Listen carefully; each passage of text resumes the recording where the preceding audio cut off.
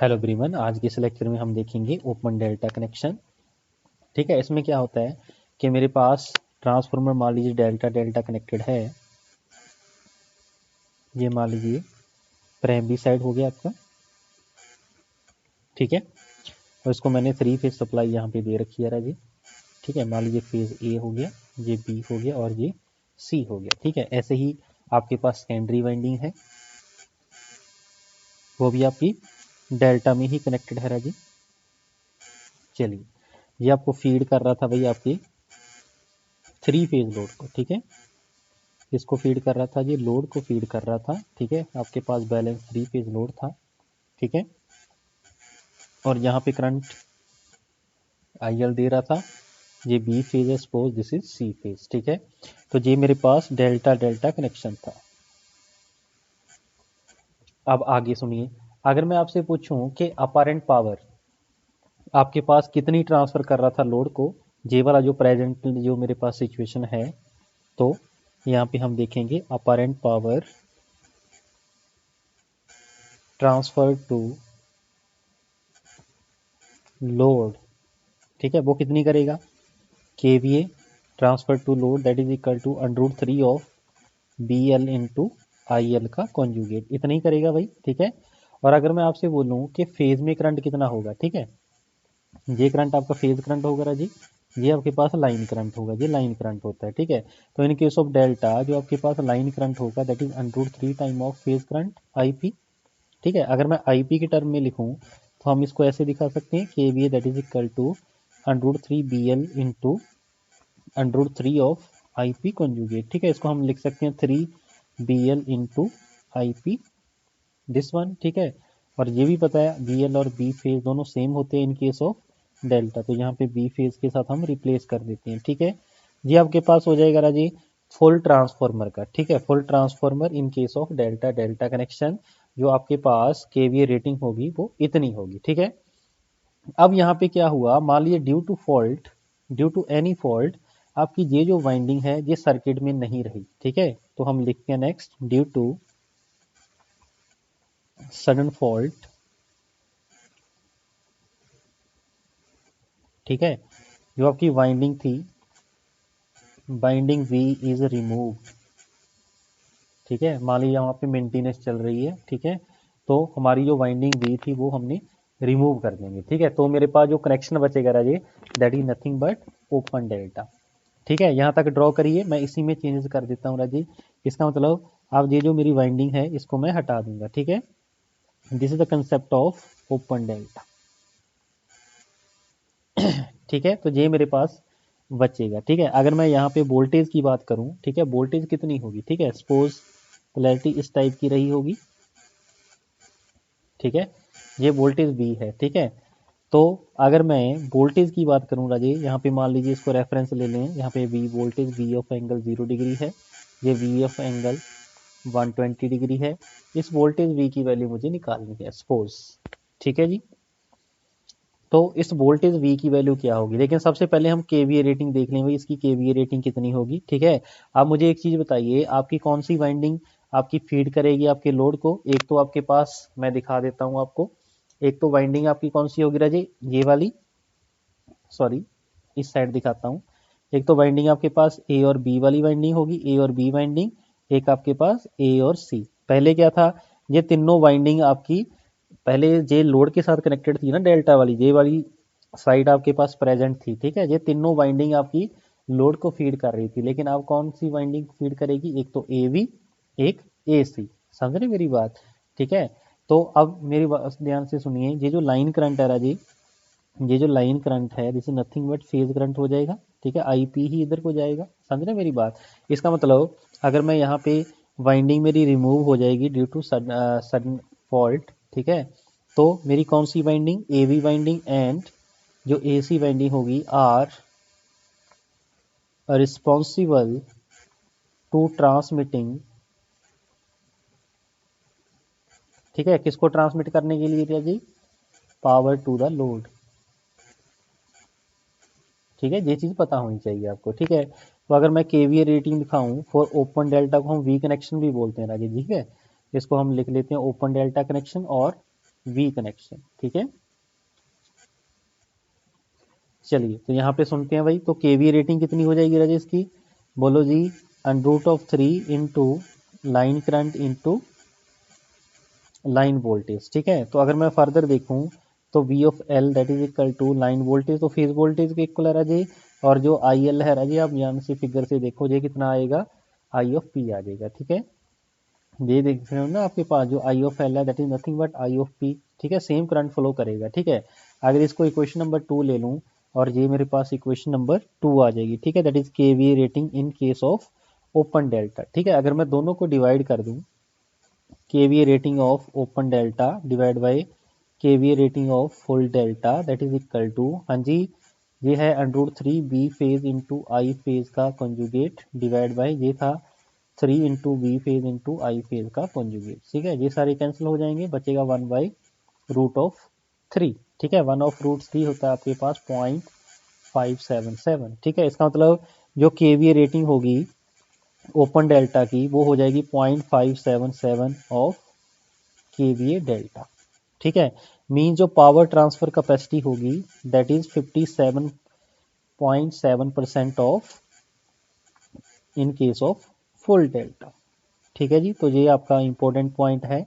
तो आपकी जो पावर शेयरिंग होती है राजे वो ओपन डेल्टा में 57.7% ही रह जाती है आपकी फुल डेल्टा की, ठीक है। अगर ये 100 केवीए पहले विदाउट फॉल्ट से पहले प्रायर टू द फॉल्ट अगर ये 100 केवीए लोड को मैक्सिमम फीड कर सकता था, तो अब जैसे ही वाइंडिंग आपकी जाएगी तो ये 57.3 केवीए तक के लोड को फीड कर सकता है, ठीक है जी। चलिए अगर मैं यहाँ पे वोल्टेज की बात करूँ, ठीक है, तो यहाँ पे वोल्टेज मींस केवीएल अप्लाई कर देते हैं ना जी, केवीएल जैसे ही अप्लाई करेंगे तीनों वोल्टेज का सम इक्वल टू 0, ठीक है। उसका मतलब B angle of 0 degree plus जो वोल्टेज आपने फाइंड आउट करनी है, suppose this is B X, ठीक है। तो एक है voltage B angle of 120 degree, B of X equal to 0, तो बी ऑफ एक्स की वैल्यू आपने निकालनी है that is minus B angle of 0 degree minus B angle of 120 degree, ठीक है। इसको लिख सकते हैं बी ऑफ एंगल 180 डिग्री और minus 180 degree that is equal to minus 60 degree, ठीक है। क्योंकि -1 का मतलब होता है प्लस 180 डिग्री और माइनस 180 डिग्री, ठीक है, मीनिंग दोनों का सेम ही है राजी, ठीक है। बोलो जी ओके हो गया। जब हम इसको सॉल्व करेंगे तो बी ऑफ एक्स की जो मेरे पास वैल्यू आ जाएगी that is B of angle of -20 degree, ठीक है। बोलो जी, आपके पास इतना ही आ जाएगा, ठीक है। इसका मतलब यहाँ पे जो वोल्टेज आ रही है राजे वो पहले जितनी ही आ रही है जितनी पहले थी, ठीक है। तो बी ऑफ एंगल 0 डिग्री है, प्लस 120 एक माइनस 120 डिग्री, ऐसी होती है ना बैलेंस के केस में, ठीक है। इसका मतलब आपकी वोल्टेज में कोई चेंजेस नहीं आएगा, लेकिन जो आपकी पावर ट्रांसफर कैपेसिटी है वो इन केस ऑफ ओपन डेल्टा वो क्या हो जाएगी राजे, कम हो जाएगी, ठीक है। कितनी रह जाएगी, 57.7% of power transmitted in delta delta connection, ठीक है। ये भाई आपका इंपॉर्टेंट है, ये चीज़ आप नोट कर लेना, ठीक है। तो पॉइंट लिखवा देता हूँ भाई मैं। So total power transfer in open delta is 57.7% of power transferred in delta delta connection। Okay हुआ, बोलो जी ठीक हो गया यहाँ तक, ओके। तो इसका मीनिंग क्या हुआ, if delta delta has 300 kVA rating then kVA rating of VV connection कितना हो जाएगा राजे, 0.577 इंटू 300 कर देंगे, ठीक है, इतना इसकी रेटिंग रह जाएगी, ठीक है जी। अगर मैं बोलूं दोनों केस में अगर सेम पावर ट्रांसमिट करवानी है आपने तो क्या होगा, तो to transmit same amount of power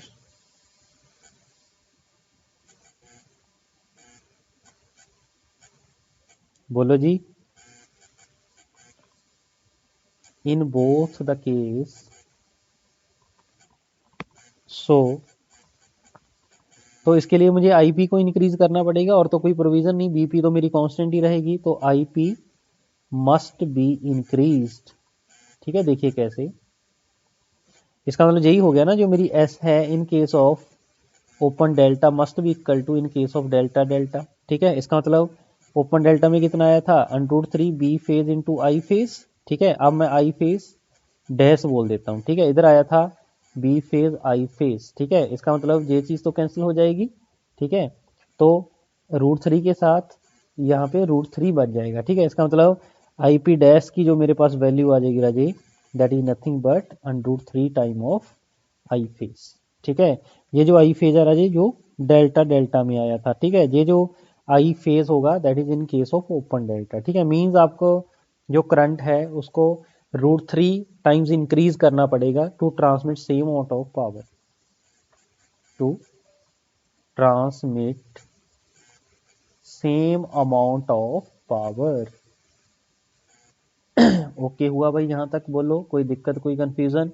ठीक है, तो इतना करंट भाई इंक्रीज करना पड़ेगा। ठीक है, इतना ज्यादा करंट जो होगा आपका, वो भाई आपकी वाइंडिंग को डैमेज कर सकता है। ठीक है, तो दिस ह्यूज करंट में डैमेज द वाइंडिंग। ये उस केस में राजी, अगर मान लीजिए आप उतना ही लोड फीड करवाना चाहते हो इन केस ऑफ ओपन डेल्टा, तो आईपी को आपको इंक्रीज करना पड़ेगा। समझ रहे मेरी बात? चलिए, now calculate the load sharing. ठीक है, अब मैं चाह रहा हूं कि दो ही बाइंडिंग आपके पास बची हैं, ये दो बाइंडिंग आपकी कितना लोड शेयर कर सकती हैं, उस चीज को हम कैलकुलेट करनी है। ठीक है, तो calculation of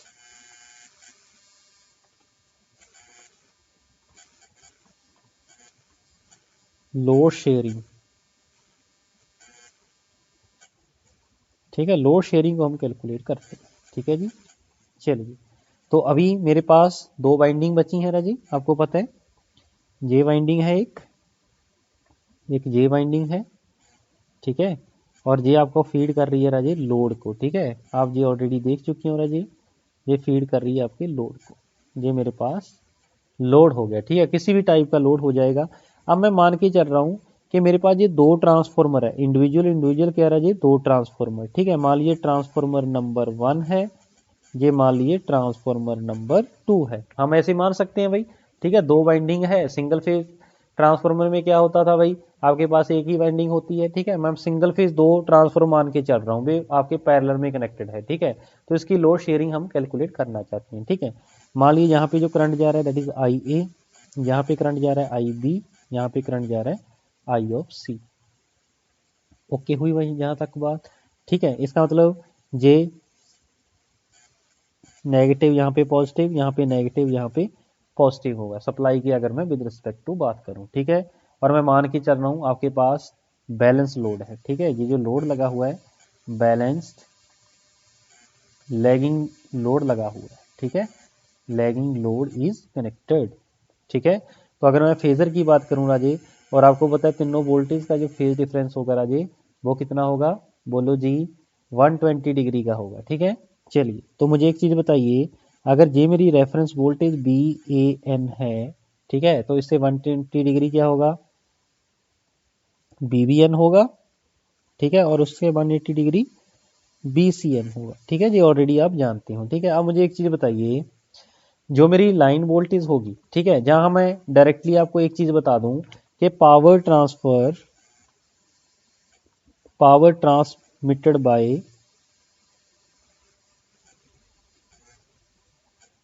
winding A V, जिसको हमने ट्रांसफॉर्मर नंबर क्या दिया है राजे, 1 दिया है। ठीक है, जे ए पॉइंट बोला था मैंने, जे बी बोला था, जे सी बोला था। ठीक है, ऐसी पॉइंट लिए थे भाई आपने, जे ए था, जे बी था, जे सी था। ठीक है, ऐसे ही बोले थे आपने।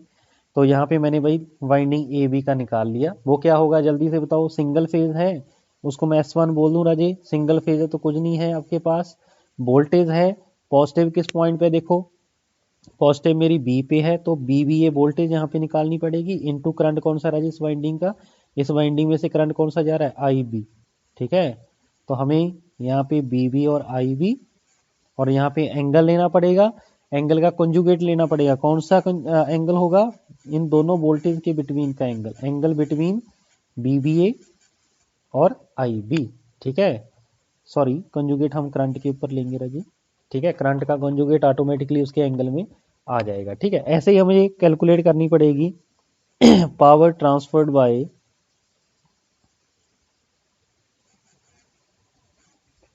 वाइंडिंग, हाँ जी AC, जिसको हमने ट्रांसफॉर्मर नंबर 2 बोला है। ठीक है, तो S(2), तो S(2) कितना होगा भाई? वोल्टेज देखो इसकी कितनी होगी, CA होगी, वोल्टेज BCA।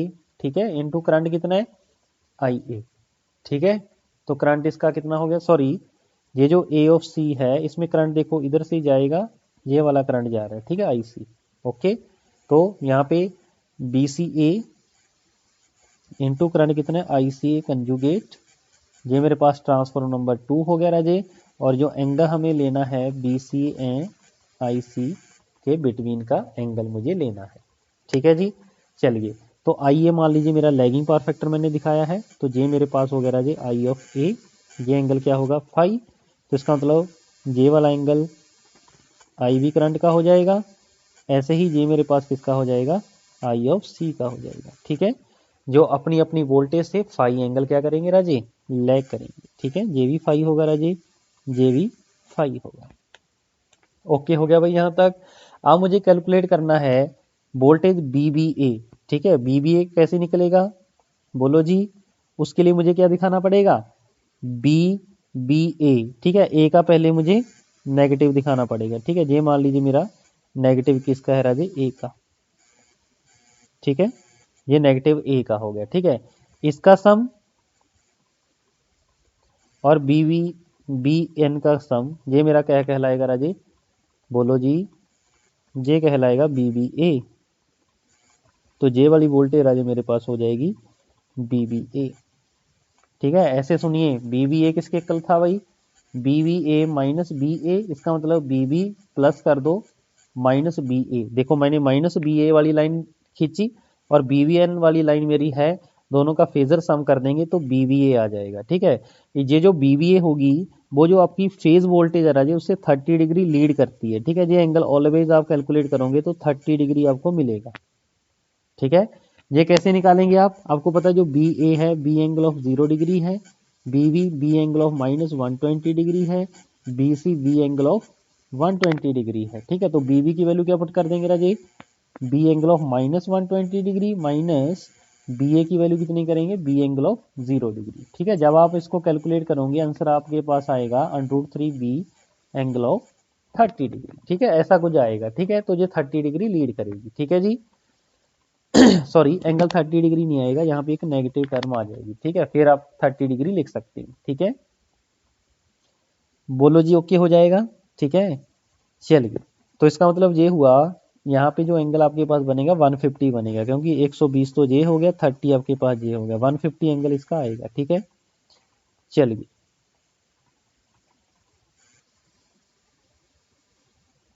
ठीक है जी, यहाँ तक ओके हो गया भाई। तो हमें एंगल जो निकालना था वो कौन सा एंगल निकालना था भाई? हमें एंगल चाहिए था बिटवीन BBA और IB के बिटवीन। ठीक है, BBA कहाँ पे है? जे है। IB कहाँ पे है? जे IB है। ठीक है, जे वाला एंगल चाहिए मुझे, जे वाला एंगल। जे वाला एंगल कितना होगा जल्दी से बताओ फटाफट। पूरा 30 है, उसमें से 5 माइनस कर देंगे तो 30 माइनस 5 बच जाएगा भाई।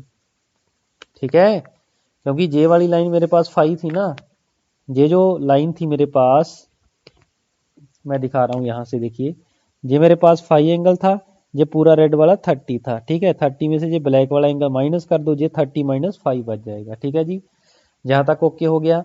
फिर हमें नेक्स्ट किसका निकालना रहा जी? BCA का। तो BCA निकालनी पड़ेगी भाई, तो BCA भी सेम ही होगा, BCA BC प्लस कर देंगे माइनस B ऑफ A।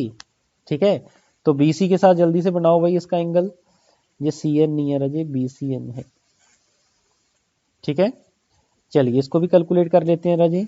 जे वाली वोल्टेज और जे वाली वोल्टेज आपके पास आ जाएगी, बोलो ओके हो जाएगा। तो जे मेरे पास वोल्टेज बचेगी BCA। ठीक है, और जे वाला एंगल मुझे चाहिए। ठीक है, जे एंगल कितना है राजे? 30 डिग्री। चलिए मैं ऐसे दिखाता हूँ, जे वाला एंगल ऑलवेज होता है राजे 30 डिग्री का। ठीक है, तो जे एंगल हो जाएगा 30 + 5। ओके हुआ यहाँ तक? ठीक है, तो जे एंगल मेरे पास 30 + 5 हो जाएगा। Very good. ठीक है, तो चलिए मुझे दोनों एंगल मिल गए, तो मैं S1 की पहले पावर निकाल दूं राजे। बोलो जी, बिल्कुल निकालिए सर। तो S1 की जो मेरे पास वैल्यू आएगी दैट इज BVA, करंट कितना है IB, उसका एंगल कितना है राजे 30 - 5 आपने निकाला है, इसका करना है मुझे कॉन्जुगेट। तो S1 की जो मेरे पास वैल्यू आएगी दैट इज BVA, करंट है IB, एंगल कितना हो जाएगा 5 - 30। कॉन्जुगेट क्या करेगा, एंगल को माइनस कर देगा। ठीक है, तो S1 की वैल्यू क्या आएगी राजे, जो BVA है वही मेरे पास फेज वोल्टेज है। ठीक है, और जो IB है यही मेरे पास फेज करंट है, एंगल कितना हो जाएगा 5 - 30 डिग्री। ठीक है, तो वाइंडिंग में देखो राजी, इस वाइंडिंग में देखो यही मेरे पास फेज वोल्टेज होती है, और यही मेरे पास जो IB है this is nothing but IP है, फेज करंट। ठीक है, तो मेरे पास जे फॉर्मूला आ जाएगा। ठीक है, जे सपोज स्मॉल ए इक्वेशन आ गया। ऐसे ही हम S2 निकाल लेंगे, वो क्या था BCA इंटू IC, एंगल कितना आएगा 30 + 5, इसका क्या करना है मुझे कॉन्जुगेट। तो S(2) की वैल्यू कितनी आ जाएगी राजे, BCA into IC angle of -30 + 5। Okay हुआ, तो BCA nothing but B phase, IC nothing but I phase. ठीक है, लेकिन जो एंगल बचेगा राजे आपका वो कितना बचेगा, बोलो जी, दैट इज, हाँ जी, यहाँ पे एंगल भाई अपना आपने वोल्टेज और करंट के बिटवीन का एंगल आपको चाहिए था ना, तो एंगल कितना है आपका यहाँ पे BC और IC के बिटवीन 30 + 5 ही तो है मेरे पास एंगल यार। बोलो कोई दिक्कत तो नहीं है यहाँ पे, मुझे थोड़ी सी गड़बड़ लग रही है कि एंगल का डिफरेंस यहाँ पे क्यों आ रहा है।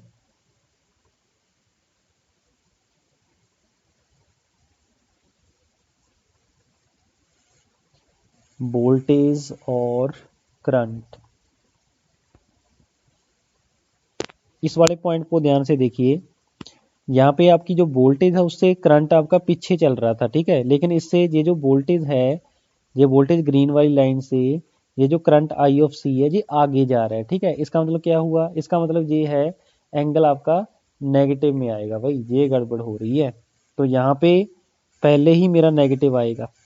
ठीक है, दोनों के बिटवीन का जो एंगल होगा राजे, क्योंकि रेफरेंस तो सेम ही रहेगा ना, करंट मेरा पीछे रहेगा। ठीक है, इसमें आगे जा रहा था तो नेगेटिव आएगा। ठीक है, लेकिन जब हम कॉन्जुगेट करेंगे ये चीज प्लस हो जाएगी। ठीक है, तो B फेज I फेज 30 + 5, ये मेरे पास इक्वेशन नंबर B हो जाएगी।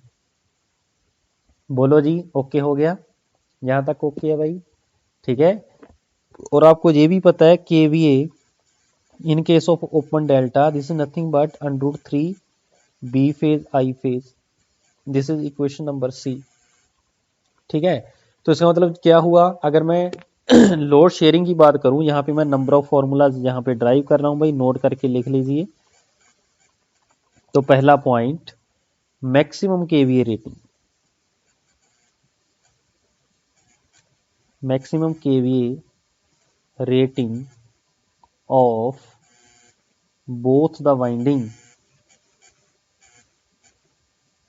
ठीक है, तो सबसे पहले S1 देखते हैं ना जी। देखिए ये जो मेरे पास इक्वेशन बना ना S1 का, इसको मैं ऐसे लिख सकता हूँ, √3 से मल्टीप्लाई कर देता हूँ, √3 से डिवाइड कर देता हूँ। ठीक है, इसका मतलब ये जो पावर बन रही है ऊपर वाली that is open delta power, जैसे इक्वेशन नंबर C है ना उसके अकॉर्डिंगली, राइट। तो इसका मतलब इसकी जो वैल्यू होगी Raje that is B phase I phase angle of 5 - 30 degree which is equal to KVA rating of open delta divide by √3 angle of 5 - 30 degree. ऐसे ही S2 आ जाएगा, that is B phase I phase angle of 5 + 30 degree which is nothing but KVA in case of open delta divide by √3 angle of 5 + 30 degree. बोलो यही आ जाएगा ना। लेकिन यहाँ पे KVA ओपन डेल्टा मैंने यहाँ पे यूज किया है। ठीक है, KVA ओपन डेल्टा का मतलब ये है कि मैक्सिमम वैल्यू। ठीक है, मान लीजिए आपके पास हेल्दी ट्रांसफार्मर 100 KVA का गिवन है, तो अगर आपने लोड भी 100 KVA का ही लगा रखा था, ठीक है, उस केस के लिए ये मैं फॉर्मूला यहाँ पे बताया है। जैसे ही एक वाइंडिंग जाएगी तो लोड आपका मैक्सिमम कितना जा सकता है, 57.7 kVA। ठीक है, अगर मान लीजिए लोड ही आपके पास देखो 100 kVA का ट्रांसफार्मर था, उसकी maximum value, maximum open delta की वैल्यू कितनी आ जाएगी 57.7, और मान लीजिए लोड आपने 20 kVA का लगा रखा है, तो उस केस में यहाँ पे हम 20 kVA रखेंगे। ठीक है, इस चीज का ध्यान रखना। ठीक है, तो दूसरा केस हम लेके चल रहे हैं। देखिए अभी केस नंबर 2, केस नंबर 2 नहीं, फॉर्मूला नंबर 2, ये पहला फॉर्मूला हो जाएगा आपका। दूसरा, एट एनी लोड, ठीक है, एट एनी लोड मींस आपकी जो एस ओपन डेल्टा है, ठीक है, यहाँ आप ऐसे समझ लीजिए जो आपका लोड होगा, मींस इसका मतलब है F load KVA is less than KVA of open delta. ठीक है, उस केस में जो S1 की आपने वैल्यू पुट करनी है राजी, वो है केवीए लोड वाला divide by under root of 3 angle of 5 minus 30 degree. ऐसी S2 आपने कैलकुलेट करना है KVA load divide by under root of 3 angle of 5 plus 30 degree. बोलो यहाँ तक ओके है भाई? ठीक है, तो इस चीज का भाई आपने ध्यान रखना है। ठीक है, दोनों फॉर्मूलाज में आपका डिफरेंस है। ठीक है जी, बोलो यहाँ तक कोई दिक्कत, कोई कंफ्यूजन राजी? चलिए, तो अगर मैं एडजूनिटी पावर फैक्टर की बात करूं, ठीक है, S1 आपको पता है B phase I phase angle of 5 minus 30 degree है।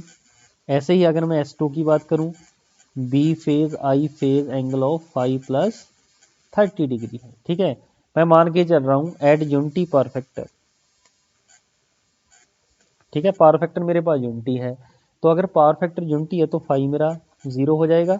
तो कम्प्लेक्स पावर आपको पता है भाई, इसको मैं ऐसे लिख सकता हूँ S1 that is equal to B phase I phase cos of 5 minus 30 degree plus J B phase I phase sine 5 minus 30 degree. ऐसे लिख सकते हैं राजी, बोलो।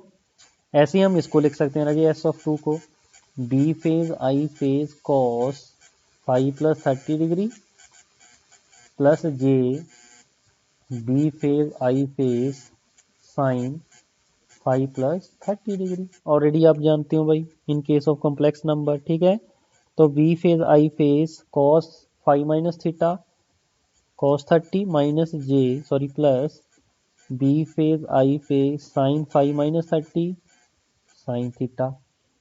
ठीक है, ऐसे हम एस ऑफ 2 का निकाल लेंगे Raji, B phase I phase cos of 30 degree plus J B phase I phase sine 5 plus 30 degree minus sine, बोलो, या प्लस साइन 5 प्लस 30 डिग्री। अरे भाई बोलो यार, 5 प्लस 30 डिग्री क्या होगा, बोलो जी।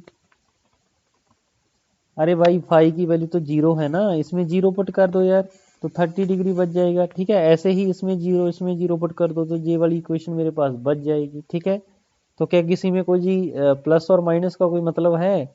कोई भी मतलब नहीं है। ठीक है, लेकिन यहाँ पे मतलब है भाई, 5 जब 0 पुट हो जाएगा तो यहाँ पे माइनस 30 बचेगा। ठीक है, तो साइन 5 प्लस 30, आपके पास जो 30 प्लस 5 है इसका कोई कंसेप्ट नहीं आ रहा, जब वो 90 प्लस थीटा होता है। ठीक है, तो 5 तो यहाँ पे ऑलरेडी मैं भूल गया था, यूनिटी पावर फैक्टर है। ठीक है, तो यूनिटी पावर फैक्टर है 5 की वैल्यू 0 पुट कर दो रजी। ठीक है, तो S1 की जो वैल्यू मेरे पास आएगी, cos 30 क्या होता है √3/2 बी फेज आई फेज, हाँ जी, sine of minus theta minus, ठीक है, जे साइन 30 कितना होता है 1/2। ठीक है, जे आ जाएगी जे वाली पावर, S2 क्या आ जाएगा, बोलो जी, सेम जे आ जाएगा, लेकिन बस प्लस का फर्क होगा, I phase minus J B phase I phase divide by 2, यहाँ पे राजे साइन 30 होगा। ठीक है भाई, यहाँ तक बोलो जी। ये मेरे पास होगी एक्टिव पावर फर्स्ट केस में, ये हो जाएगी एक्टिव केस सेकंड फेस में, ये होगी मेरी रिएक्टिव पावर, ये मेरे पास होगी Q2। ठीक है, तो आप देख सकते हो भाई रेजिस्टिव लोड के केस में तो सिर्फ आपकी एक्टिव पावर जानी चाहिए, लेकिन आपके पास तो रिएक्टिव पावर भी जा रही है राजे। ये रिएक्टिव पावर एक्चुअल में जा नहीं रही, ये पॉजिटिव है ये नेगेटिव है, ये पॉजिटिव आएगी राजी, ये नेगेटिव है ये पॉजिटिव है, ये एक दूसरे को ट्रांसफर होगी। ठीक है, इसका लोड के साथ कोई मतलब नहीं है, ठीक है। तो लिखिए for resistive load,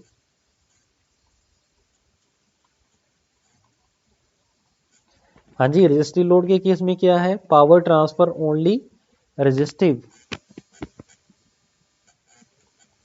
power transfer only resistive, resistive power का मतलब है Raji active power, but here we are getting reactive power, one is positive and other is negative, ठीक है। इसका क्या मीनिंग है, व्हाट इट मीन, बोलो जी, क्या होगा इसका मीनिंग, लिखिए it means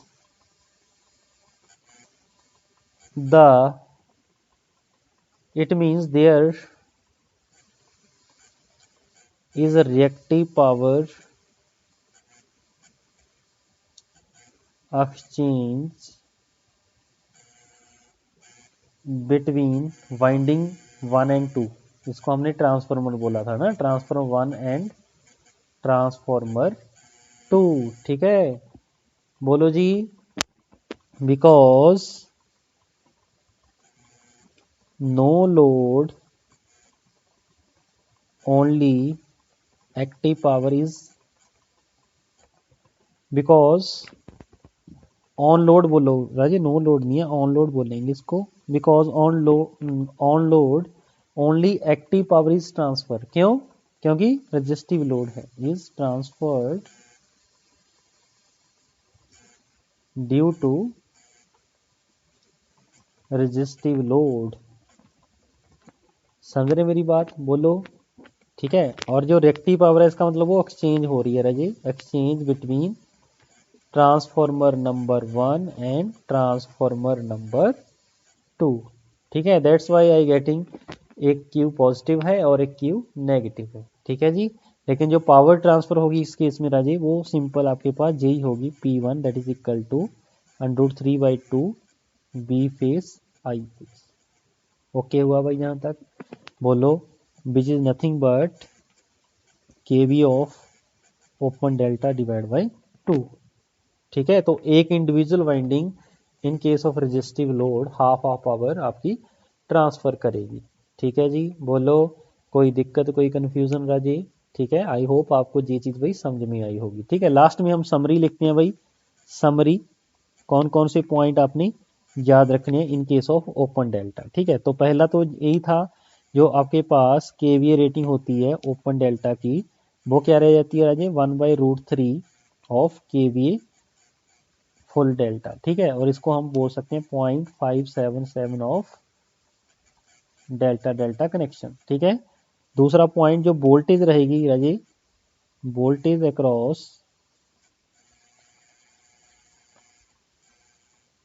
open winding is remains same as before, ठीक है, जितनी पहले थी उतनी ही रहेगी, ठीक है, हमने ये चीज देखी थी। तीसरा हमने लोड शेयरिंग देखा था भाई, तो इसी को आप कॉपी मार लो भाई, ठीक है। यही चीज आपके दोनों के दोनों पॉइंट आपके यहाँ पे आ जाएंगे, ठीक है। ये दोनों पॉइंट आपके, ये जो पॉइंट नंबर 1 और 2 है ना, इन दोनों को कॉपी कर दो, ठीक है, यहाँ पे, ठीक है।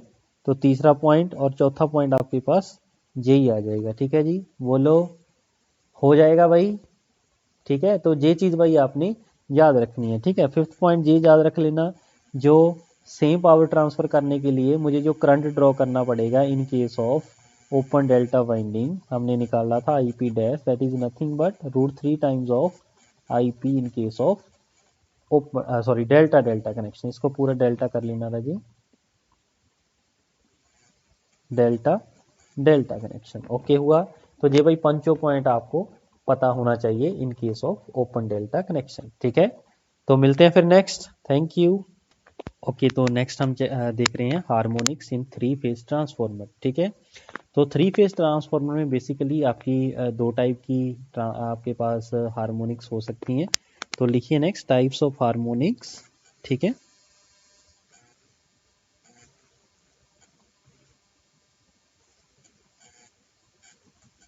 एक तो आपके पास हो जाएगी 3n प्लस माइनस 1 हार्मोनिक्स, इसकी भी दो बन जाती है भाई, एक प्लस वाली एक माइनस वाली। दूसरी आपकी होती है ट्रिपल एन हार्मोनिक्स, जिसको 3n बोलते हैं, 3n हार्मोनिक्स। ठीक है, ये दो मेन आपके पास कैटेगरीज होती हैं। ठीक है, तो अगर मैं आपके पास थ्री फेज सप्लाई की बात करूं, ठीक है, हमने पावर सिस्टम में भी देखा था पॉजिटिव सीक्वेंस और नेगेटिव सीक्वेंस। ठीक है, दोनों में डिफरेंस क्या था राजी? फेज सीक्वेंस था। ठीक है, मैग्नीट्यूड तो सेम होती है भाई, आपको क्लियर है। ठीक है, लेकिन आपके पास फेज सीक्वेंस का फर्क होता है। मान लीजिए करंट आई ए है, जे आई बी है, ये क्या है?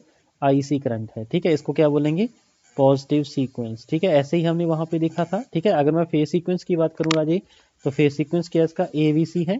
ठीक है, तो इसको आपने, हाँ जी, कैसे इसको आपने कैसे घुमाना है? एंटी क्लॉकवाइज घुमाइए, और ए के बाद देखो करंट जो ए है, ए के बाद जैसे ही एंटी क्लॉकवाइज इधर को जाएगा, जो बी है जो इस यहाँ पे आ जाएगा, ए के बाद बी आ रहा है, बी के बाद सी आएगा, तो इसका फेज सीक्वेंस क्या हो जाएगा राजी? ए बी सी हो जाएगा। ठीक है, आप ऑलरेडी जानती हो। ठीक है, अगर मैं बैलेंस सप्लाई की बात करूं, अगर आई ए को रेफरेंस ले लूं, तो इसको हम लिख सकते हैं I M sine omega T. ऐसे ही आई बी होगा आपका, इसको क्या लिख सकते हैं राजी? आई M sine omega T minus 120 degree. ठीक है, ऐसे ही आई ऑफ सी होगा, जिसको क्या लिख सकते हैं? आई एम साइन, हाँ जी, ओमेगा टी प्लस 120 डिग्री। ठीक है, अगर मैं तीनों करंट को ऐड कर दूं राजे, आप ऑलरेडी पावर सिस्टम में देख चुके हो, उसका सम क्या आ जाएगा? जीरो आ जाएगा। ठीक है, ऐसे ही आपके पास क्या होता है?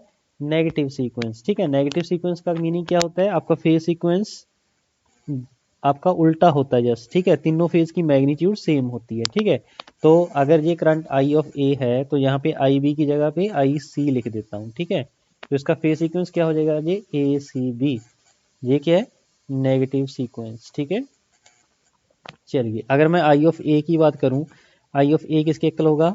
आई M sine omega of T, और यहाँ पे I of B I M sine omega T, पहले -120 था, यहाँ पे +120 डिग्री हो जाएगा। ठीक है, क्योंकि आई ए से ये एंटी क्लॉकवाइज है। ठीक है, जो भी चीज़ एंटी क्लॉकवाइज है उसका एंगल पॉजिटिव। और यहाँ पे आई ऑफ सी है राजे, वो होगा I M sine omega T minus 120 degree. ठीक है, इसमें भी अगर मैं तीनों करंट का सम कर दूं राजे, वो भी क्या होगा? बोलो जी, जीरो होगा कि नहीं होगा? बिल्कुल होगा, क्योंकि मैग्नीट्यूड सेम है। फेज डिफरेंस तीनों में कितना है? 120 डिग्री का है। ठीक है, that is the meaning of this, right. चलिए अब हम फर्स्ट कैटेगरी देखते हैं, 3n प्लस 1 वाली देख लेते हैं अभी सबसे पहले, हार्मोनिक्स। ठीक है, n की वैल्यू 2 से स्टार्ट करेंगे हम। यहाँ पे n की वैल्यू 2 पुट करो भाई, कितना आएगा? 7th, 3 पुट करो 10th, तो ये इस हार्मोनिक्स के लिए। ठीक है, 10th बाद आएगी 13th। ठीक है, ऐसे ऐसे आपके पास सभी के लिए आपके पास ये वैलिड है। ठीक है, तो अगर मैं फंडामेंटल की बात करूं, I of A that is equal to I M sine omega T, that is I B I M sine omega T minus 120 degree. ठीक है, ऐसे ही आपके पास आई ऑफ सी होगा, आई सी किसके इक्वल होगा भाई? I of M sine omega T plus 120 degree. ठीक है, फंडामेंटल कंपोनेंट्स है जी। फंडामेंटल कंपोनेंट का मतलब होता है यूजफुल कंपोनेंट, जो कंपोनेंट मुझे चाहिए।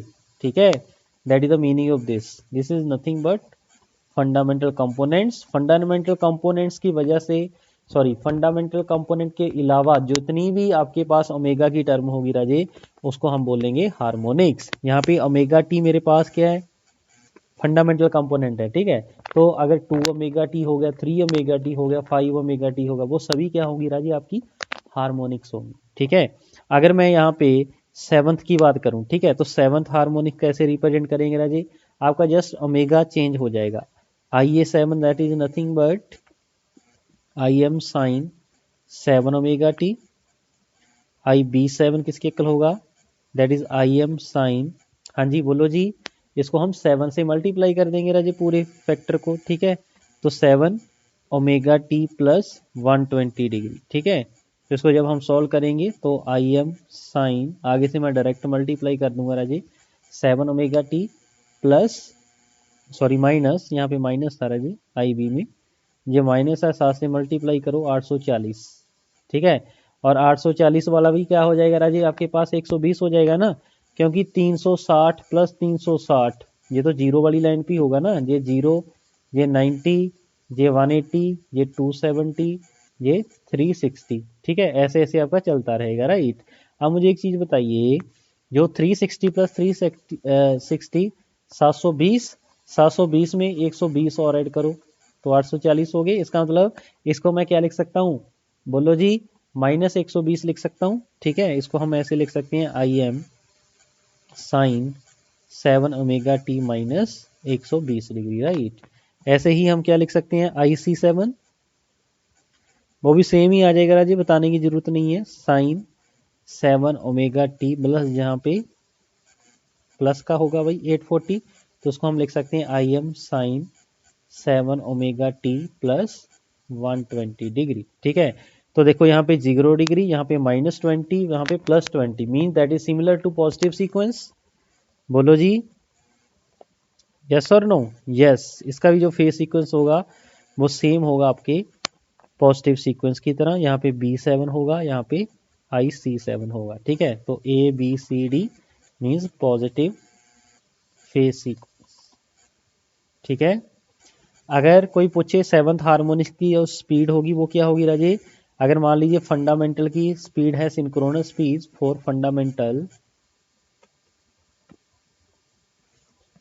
तो इसकी जो स्पीड होगी राजे ns/7, ठीक है। इसकी जो डायरेक्शन होगी, डायरेक्शन ऑफ रोटेशन,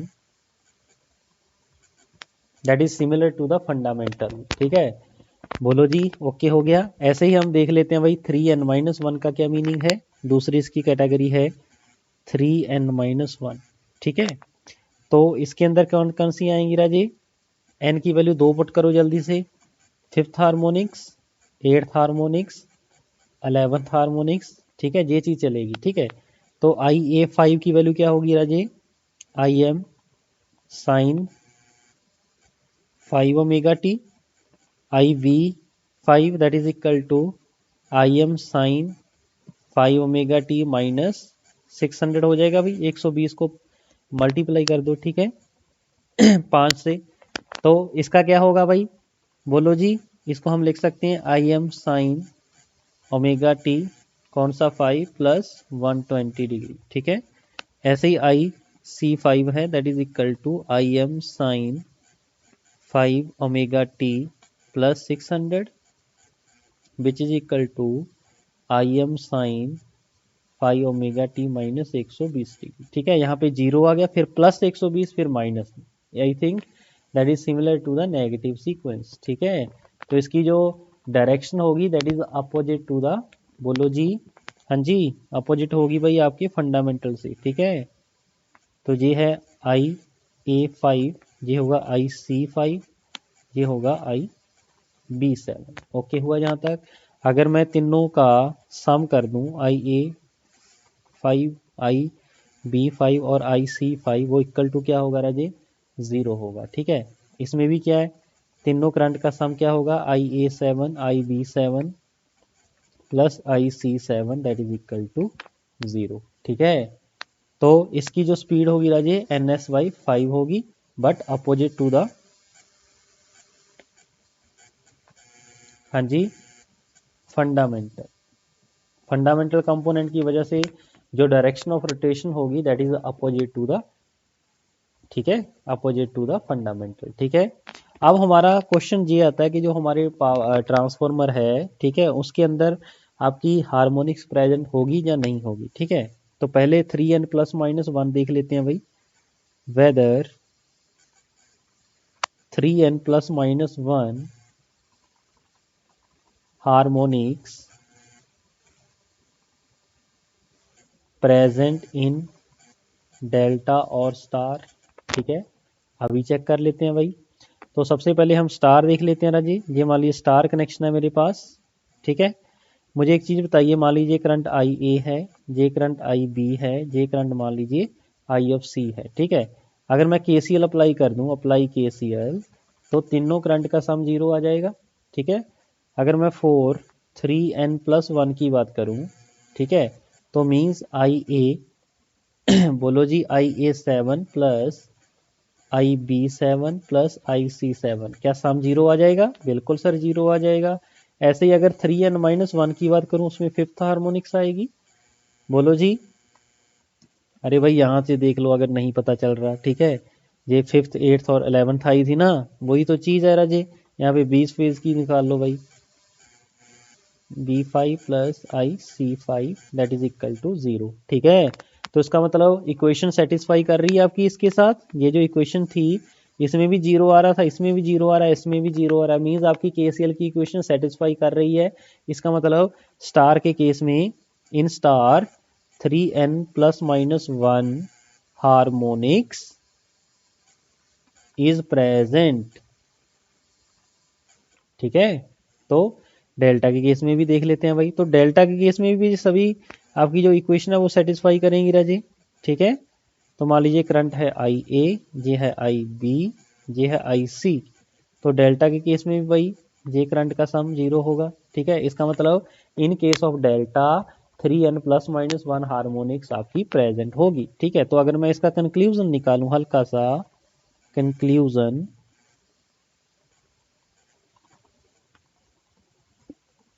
हाँ जी, तो 3n+-1 harmonics are present in star and delta connection, ठीक है। दोनों कनेक्शन में आपकी प्रेजेंट होगी। इसका मतलब अगर मैं दोनों का कंक्लूजन निकालूं, दोनों के टोटल हार्मोनिक्स क्या होगी? Fifth harmonic, seventh, eighth, 11th harmonics, ठीक है। तो अगर मैं फिफ्थ के अलावा जो इतने फिफ्थ से जो अबव हैं हार्मोनिक्स, अगर मैं उनकी बात करूं, these are not dominating, means इनकी जो मैग्नीट्यूड है वो ज़्यादा नहीं है डोमिनेटिंग, ठीक है। दिस इज नॉट डोमिनेटिंग, ठीक है। तो अगर पूछे भी मोस्ट डोमिनेटिंग कौन सी है, third harmonics. Third harmonics is dominate in nature, ठीक है। वो आपकी सबसे ज़्यादा डोमिनेट है, उसका इफेक्ट सबसे ज़्यादा है, ठीक है जी। अब हम बात करते हैं नंबर 2 पे, 3n हार्मोनिक्स, ठीक है, जिसको हम क्या बोलते हैं? Triple N harmonics.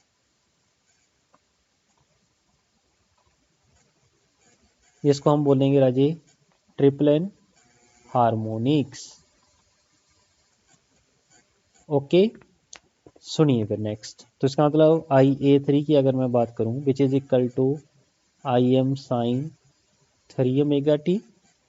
IB3 की बात करूं तो IM sign 3 ωt minus 120 into 360 degree, which is nothing but IM sign 3 ωt। ऐसे ही IC3 आ जाएगा राजे, वो IM साइन 3 ωt प्लस 360 होगा ना, उसका मतलब भी क्या हुआ? 0 डिग्री, ठीक है। अगर मैं तीनों को ऐड कर दूं, IA3 plus IB3 plus IC3 that is not equal to 0, ठीक है। ये इक्वेशन सेटिस्फाई करनी चाहिए, ठीक है, for the flow of triple N harmonics, ठीक है। तो अब हम चेक कर लेते हैं अभी ट्रिपल एन हार्मोनिक्स प्रेजेंट होगी कि नहीं होगी। वेदर 3n हार्मोनिक्स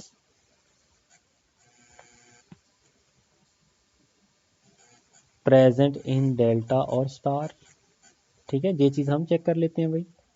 बोलो जी, करें चेक? बिल्कुल करेंगे सर। तो मैंने सबसे पहले स्टार बनाया राजी,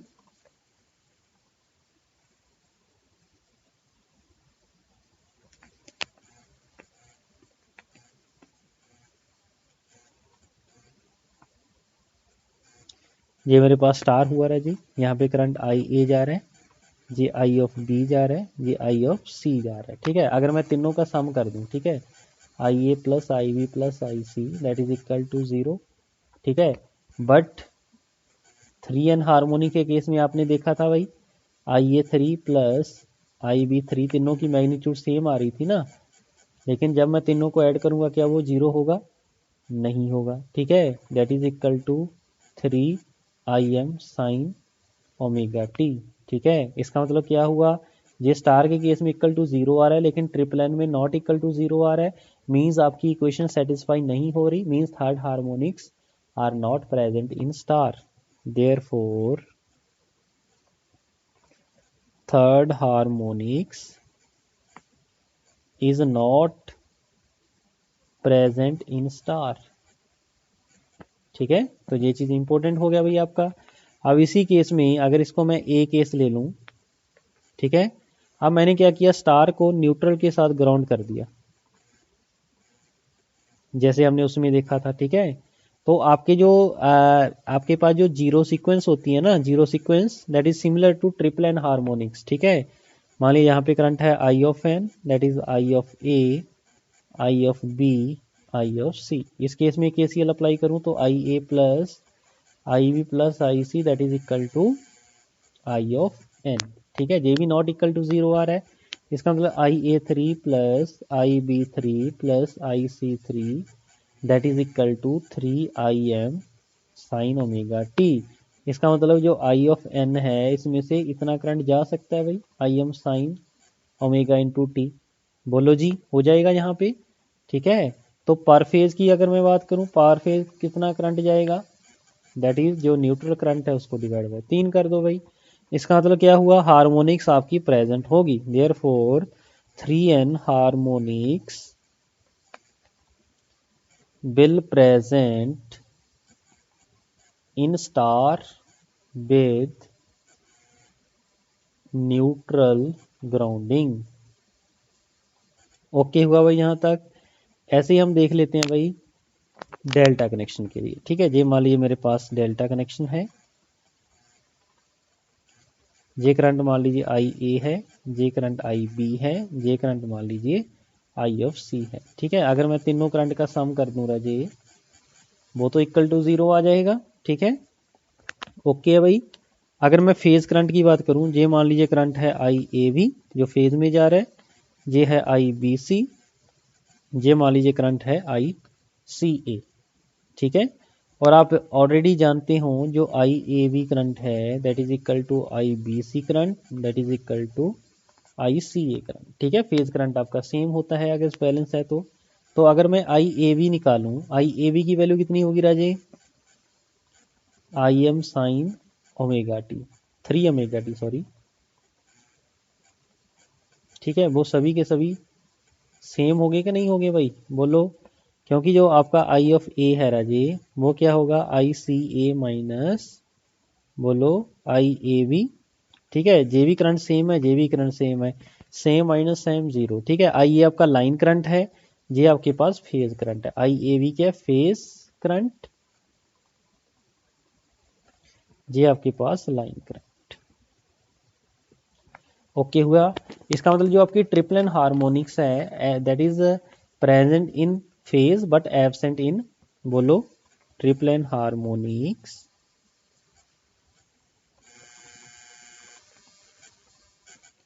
will be present in phase current but absent in, बोलो जी, लाइन करंट। ठीक है, समझे में आई बात भाई। इसका मतलब अगर मैं कंक्लूजन निकालूं, कंक्लूजन इसका यही है कि जो आपके पास थर्ड हार्मोनिक्स है उसको फ्लो होने के लिए जहाँ तो आपकी स्टार विद न्यूट्रल ग्राउंडिंग होनी चाहिए, जहाँ फिर आपके पास डेल्टा कनेक्शन होना चाहिए। ठीक है, ये आप कंक्लूजन में भाई लिख लो, और इसके साथ हमारा ये टॉपिक भी खत्म होता है, कंक्लूजन। ठीक है, तो कंक्लूजन लिख लिए, थर्ड हार्मोनिक्स या triple N harmonics current require one of the two things। ठीक है, आइदर, या तो फिर क्या होना चाहिए, either there will be a path to ground,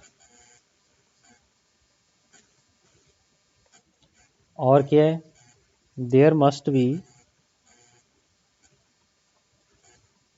हाँ जी, क्लोज्ड पाथ। ठीक है, इसका मतलब पहले का जो एग्जाम्पल है वो ये है, दूसरे का एग्जाम्पल आपके पास डेल्टा है। जो 3n+1 हार्मोनिक्स है राजे, वो तो आपकी दोनों के केस में प्रेजेंट होगी। ठीक है, तो मोस्ट डोमिनेंट हार्मोनिक कौन सी होगी आपकी? Triple N harmonics. ठीक है, तो ट्रिपल एन हार्मोनिक्स बोलो जी आर डोमिनेट। ठीक है जी, आई होप आपको ये चीज़ भाई समझ में आई होगी। ठीक है, तो इस लेक्चर में बस इतना ही था, मिलते हैं फिर नेक्स्ट लेक्चर में। Thank you.